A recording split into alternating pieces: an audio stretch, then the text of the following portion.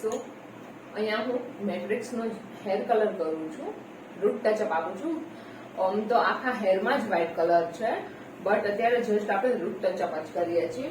જે કહે છે કે પરમનન્ટ હેર કલર કરીએ છીએ, કે પરમનન્ટ હેર ડાય, પરમનન્ટ હેર કલર એવું કશું જ હોતું નથી.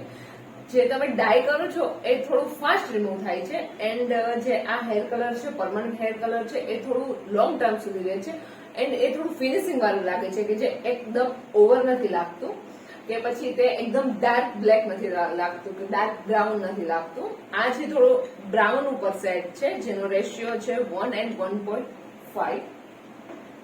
સો મેં અહીંયા પેલા 4 પાર્ટીશન કરેલા છે, 1, 2, 3 and 4. હંમેશા તમે લોકો ઘરે બી, આંટી લોકો ઘરે બી હેર કલર કરતા હો, અધરવાઇઝ તમે કોઈ બી સલૂને જાઓ તો હેર કલર કરવાની રીત આ રીતની છે, કે જે તમે પાર્ટીશન કરો. ऐसा नहीं कि આખા હેર ઓપન છે એન્ડ તમે હેર કલર કરવા માંડ્યા. This is wrong. સો હંમેશા હેર કલર ફ્રન્ટ થી સ્ટાર્ટ થાય છે. એનું રીઝન શું છે કે તમે ફ્રન્ટમાં હેર કલર કરી લીધો, તમે જ્યાં સુધી લાસ્ટમાં આવો ત્યાં સુધી આ હેર કલર જે તમે ફ્રન્ટમાં કર્યો છે તે ડેવલપ થઈ જાય. જે લાસ્ટમાં આવ્યા એના અકોર્ડિંગ, લાસ્ટમાં હોય એના અકોર્ડિંગ તમારે આગળના પાર્ટમાં ગ્રે કલર વધારે હોય છે. સો તમારે બધાથી ફર્સ્ટ આગળથી હેર કલર કરવાનો હોય છે. જો તમે લાસ્ટ સુધી આવો ત્યાં સુધી આ કલર ડેવલપ થઈ જાય એન્ડ તમે હેર વોશ તો એક હારે જ કરવાના છો. હેર કલર હેર લીધા, આ તમે કોમ લીધો એન્ડ તમે આમ ફટફટ હેર કલર કરવા માંડ્યા. આ કોઈ કલરની રીત નથી. હું એટલી મોટી કોઈ પ્રોફેશનલ હેર આર્ટિસ્ટ કે યા હેર ટ્રીટમેન્ટ કરતી નથી, બટ મને એટલું બેઝિક નોલેજ તો છે જ કે હેર કલર કઈ રીતના કરવાનો. સો મેં પેલા કોમ કર્યો વ્યવસ્થિત,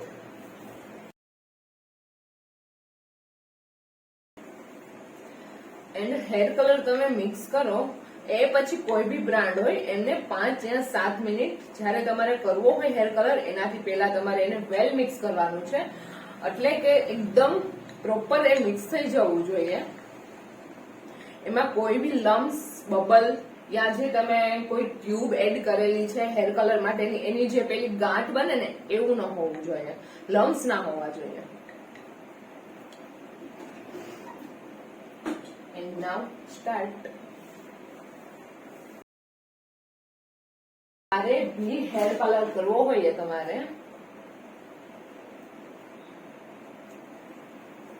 બધાથી પહેલા તમારે ફોરહેડના એરિયામાં એન્ડ કાન ઉપર તમારે કોઈ બી જેલ, અધરવાઇઝ કોઈ બી ઓઇલ લગાવો, એ બી એ રીતના લગાવવાનું કે તમારા હેરમાં ઓઇલ ટચ ના થાય. એટલે કે શું, આપણે હેર કલર કરીએ એન્ડ આપણું બ્રશ બાય મિસ્ટેક તમારા ફોરહેડ ઉપર, અધરવાઇઝ તમારા ઈયર ઉપર ટચ થઈ જાય ને તો તે એરિયા એટલો બ્લેક ન થાય. હેર કલર લાગે તો બી એ 1 વોશમાં રિમૂવ થઈ જાય. સો ગાઈઝ આપણે અહીંયા જેલ લગાવશે.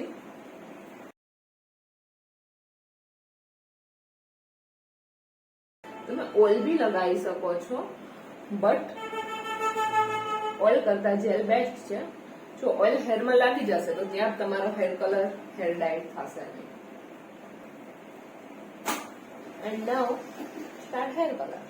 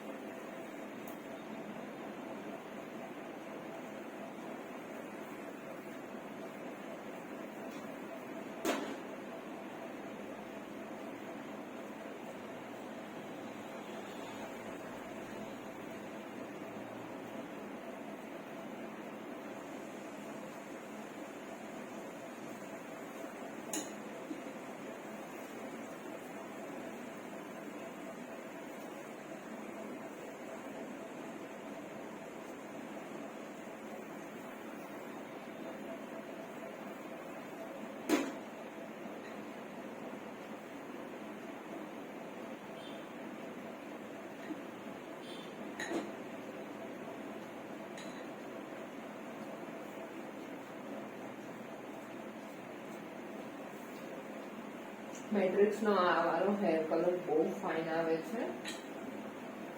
જે લોકો રેગ્યુલરમાં યુઝ કરવા માટે તમે ડાય યા ફિર કોઈ બી કલર કરો ને એના કરતા આ બેસ્ટ આવે છે.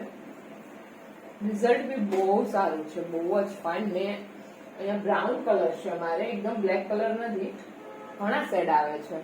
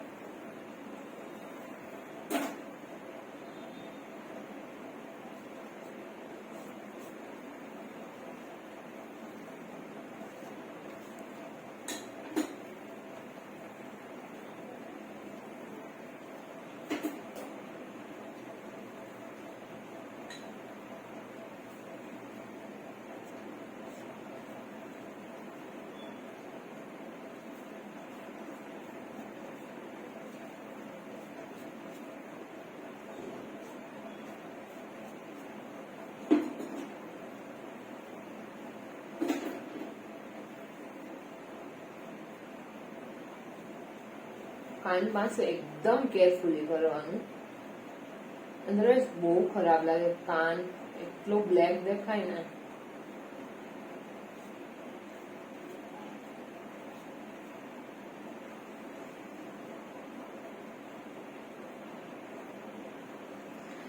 મિની બ્રશ થી તમે જો આ ફ્રન્ટ એરિયામાં મિની બ્રશ થી કરશો ને એકદમ પરફેક્ટ તમારે જે રીતનું કરવું હશે ને એ જ રીતનું થશે.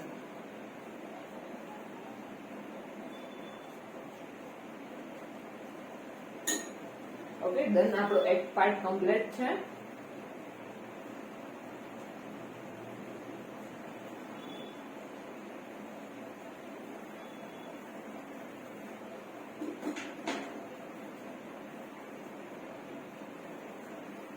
બહુ સ્લોલી હું કોમ્બ કરી લઈશ.